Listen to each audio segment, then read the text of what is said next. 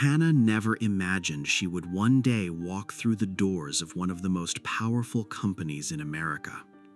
For years, she had only seen buildings like that from the outside. Glass walls reaching toward the sky. People in expensive suits walking in and out. Luxury cars stopping at the entrance.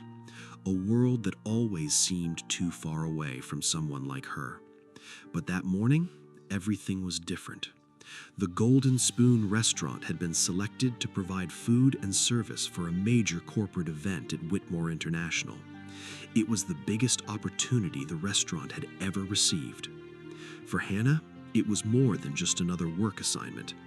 It was a chance to prove that she was capable of something bigger. She arrived early, wearing the best professional outfit she owned. It was not expensive, it was not designer, but it was clean, neat, and carefully prepared. She looked at herself in the mirror before leaving her apartment.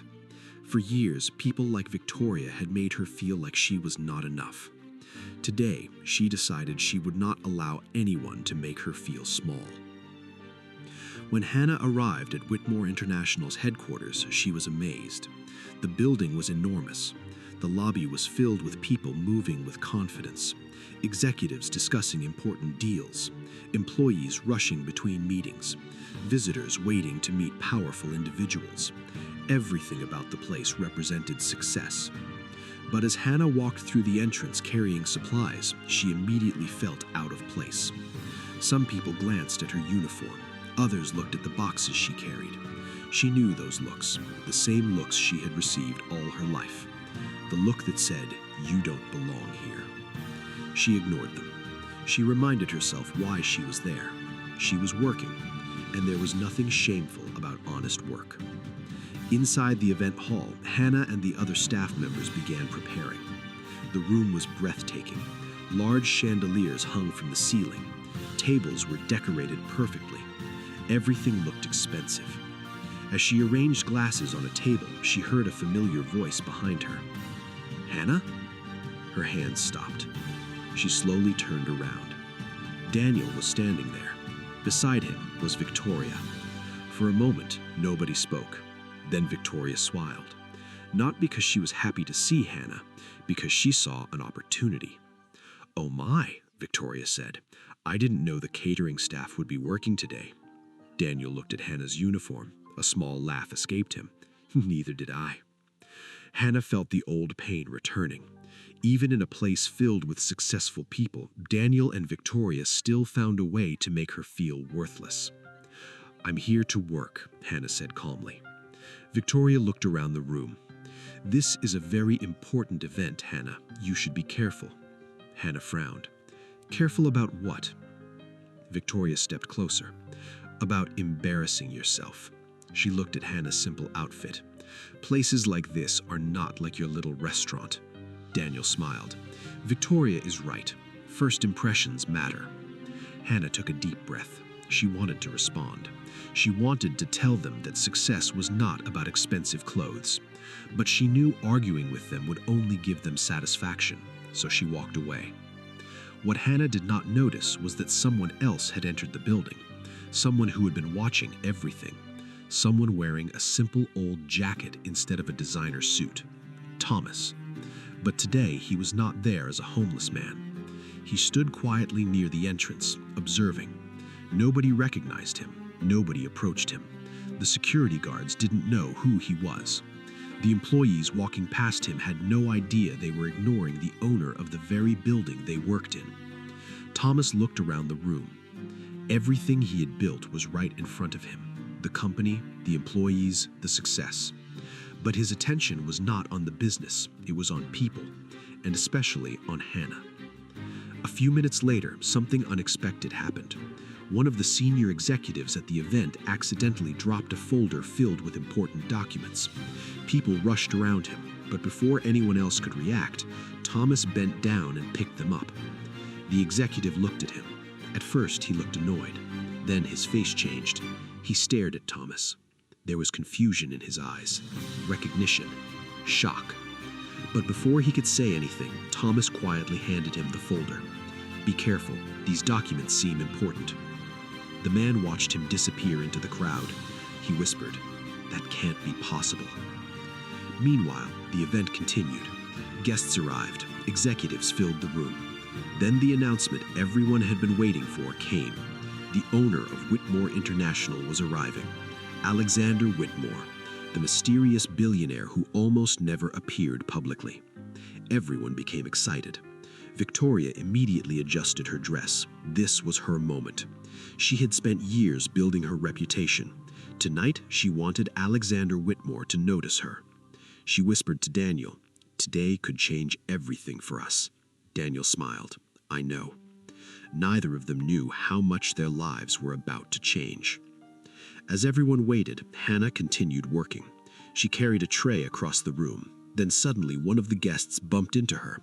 The tray fell. A glass shattered on the floor. The entire room became quiet. Hannah froze. She immediately apologized. "I'm so sorry. I'll clean it up." But before she could move, Victoria stepped forward. Perfect timing. She had been waiting for this moment. "This is exactly what I was talking about." Everyone looked at her. Victoria shook her head. Some people are simply not prepared for environments like this. Hannah looked at her. "Victoria, it was an accident." Victoria smiled. "Of course." Then she looked around at the guests. "But important places require professionalism." Daniel stood beside her. His silence showed agreement. Hannah felt that familiar humiliation again. The same feeling from the street. The same feeling from months of being made to feel inferior. She lowered her head. But this time, someone was watching.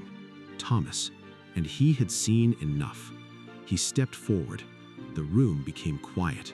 The homeless man everyone had ignored was walking toward the center of the event. Nobody understood why. Nobody knew who he was. Victoria looked at him with disgust. "Excuse me, but who allowed you in here?" Thomas ignored her. He looked at Hannah. Then he looked at everyone in the room and calmly said, "The only person who should be embarrassed right now," he paused, "is the person who enjoys humiliating someone who made an honest mistake." The room went silent. Victoria stared at him. Daniel laughed. "This man doesn't even belong here." Thomas looked at him, and for the first time, there was a different confidence in his voice, a confidence that did not come from clothing, or money, or status. It came from knowing exactly who he was. You should be very careful when deciding who belongs somewhere. Daniel frowned. "And why is that?" Thomas looked around the room. Then he said, "Because you may not recognize the person standing in front of you." At that exact moment, the doors of the hall opened. The security team immediately stood straight. The executives turned. Everyone became silent, because the person who had just entered the room was the one person everyone had been waiting for, the owner of Whitmore International, Alexander Whitmore. And the first person he walked toward was the homeless man standing beside Hannah. The entire room fell silent. Nobody moved. Nobody spoke. The arrival of Alexander Whitmore had changed the atmosphere instantly. Everyone in the room knew his name, the founder of Whitmore International, the man whose decisions could create opportunities or end careers, the billionaire who rarely appeared in public. Executives who had been confidently speaking moments earlier suddenly stood straighter. Employees adjusted their clothes. Guests whispered among themselves. Everyone wanted his attention. Everyone wanted to impress him. Except one person, Thomas, the homeless man standing in the middle of the room, the same man many people had ignored on the streets, the same man Victoria had looked down on, the same man Daniel had told him to know his place. Alexander Whitmore slowly walked into the room. His expression was serious. His eyes moved across the crowd, but he was not looking at the expensive suits. He was not looking at the executives. He was not looking at the people trying to gain his approval.